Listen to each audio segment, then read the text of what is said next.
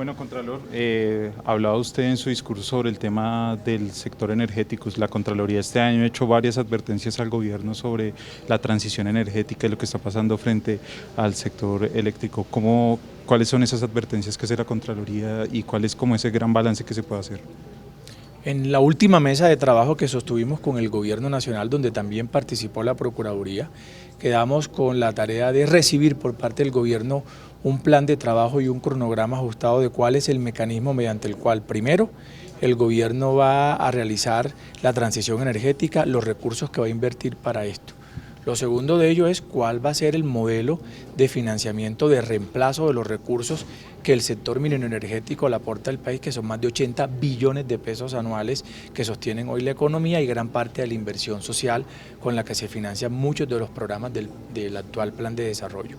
Y lo tercero de ellos es cuáles son los mecanismos de compensación que existirán para que el sector que está hoy en operación y en funcionamiento, en términos de empleo, de productividad, no tenga un impacto tan desagradable que permita, digamos, mantener esos desarrollos sociales como en La Guajira o en el Cesar, donde hay muchas empresas que hoy, gracias al desarrollo de actividades mineroenergéticas, sostienen gran parte de la economía local.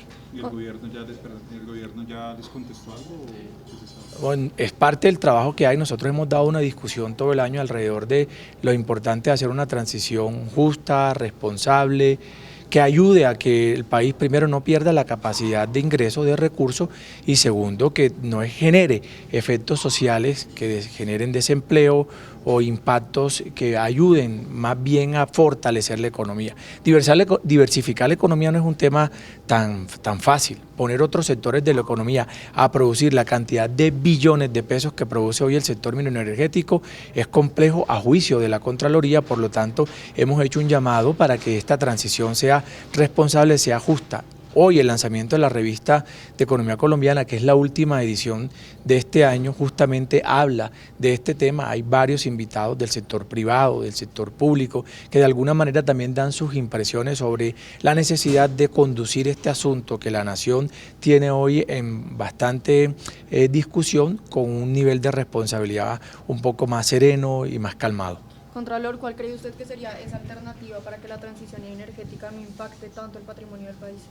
Es que hablar de casi 83 billones de pesos, Ecopetrol solamente produce 51 de esos anualmente.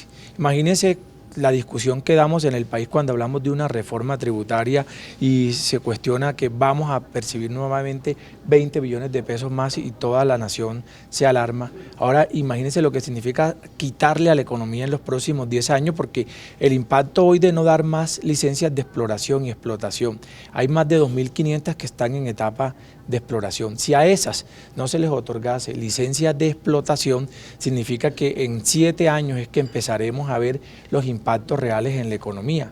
En la economía no solamente en ingresos, sino en generación de empleos. Entonces aquí lo que ya hace la Contraloría es un llamado para que la transición sea responsable, para que evaluemos las cifras y el impacto fiscal y económico que una decisión de gobierno puede tener sobre la vida de todos los colombianos. Contralor, ¿qué tan viable usted ve la transición energética en Colombia?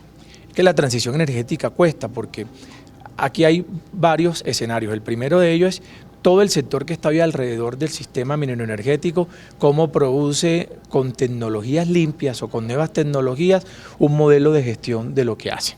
Entonces hay que respetar las licencias que tienen explotación por el número de años que hay. Significa que las que tienen 20, 15 años tendrán que terminar en 15 años. Las que están en la mediana escala tienen que también tener un apalancamiento del gobierno para poder hacer conversión de sus tecnologías y producir, por ejemplo, menos contaminación, menos CO2. Y los que apenas están por iniciar tendrán que resolver la controversia es en qué área se puede o no hacer intervención, porque pueden ser áreas de reserva o áreas que tienen protección especial, y esa es la tercera parte en la que está más cruda y más difícil la discusión, y es en qué sectores de la economía realmente podemos tener una afectación sin que se afecten los recursos naturales. Ahora, Colombia no es el país que más aporta CO2 en el mundo. Nosotros hicimos un compromiso de reducir las emisiones en un 50% de CO2 en el año 2030. Si hay una inversión de recursos, muchas de estas empresas que están hoy operando con una conversión tecnológica quizás pueden reducir el número de emisiones de CO2 y Colombia pudiera llegar, pero para eso necesitamos más recursos. Pero si no inyectamos recursos y dejamos de percibir porque no hay más exploración y explotación, la economía del país puede estar en crisis. Es decir, que una transición responsable podría ser aceptar las licencias de explotación a los que ya están en exploración y posterior a esto sí pararlas. No, porque hoy hay 2.500 en promedio en etapa de exploración. Muchas de ellas tendrán la suerte de encontrar reservas de gas o de cualquier otro mineral. Colombia tiene, por ejemplo, para diversificar este ejercicio, entrar en la exploración de otros minerales que no generen mayores riesgos en la actividad de explotación, por ejemplo en el níquel, en el cobre, en muchos otros minerales que nosotros pudiéramos ser también potencia y que pudiéramos crear una industria alrededor de ella. Colombia tiene que explorar ese tipo de alternativas hacia futuro. ¿Cómo está la transición energética de La Guajira? Mire, este es un departamento que tiene, por ejemplo, si uno habla de una de las empresas más grandes que hay allá, más de 6.400 empleados directos de la región. Esta empresa ha tenido dificultades en el manejo de sus exportaciones, porque cierran los canales, porque generan paros, porque hay bloqueos en las vías de transporte. Y si esta empresa llegara a colapsar, estamos hablando de que en un departamento pobre como La Guajira, más de 6.000 empleos pudieran estar en riesgo. Entonces, hablar de la transición energética, decir no más licencia o que no sigan más explotando, tiene que tener esa revisión minuciosa de cada una de esas variables. El gobierno ha hablado de un plan de cordón humano o un plan para resolver esas necesidades que hay en esos sectores, pero eso hay que mirarlo con detenimiento. Finalmente, si va a haber una sustitución inmediata de los empleos, en qué escala, en qué condiciones.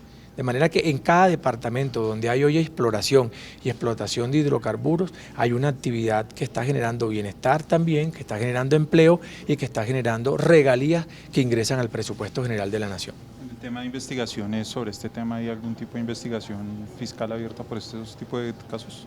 No, nosotros aquí hacemos en la auditoría siempre qué pasa con los recursos de regalías y lo que determinamos es los proyectos que se invierten en diferentes departamentos financiados con recursos de regalías. Cerramos en la auditoría del semestre pasado más de 212.000 millones de pesos en auditorías, de los cuales 100.000 fueron de OCAPAS.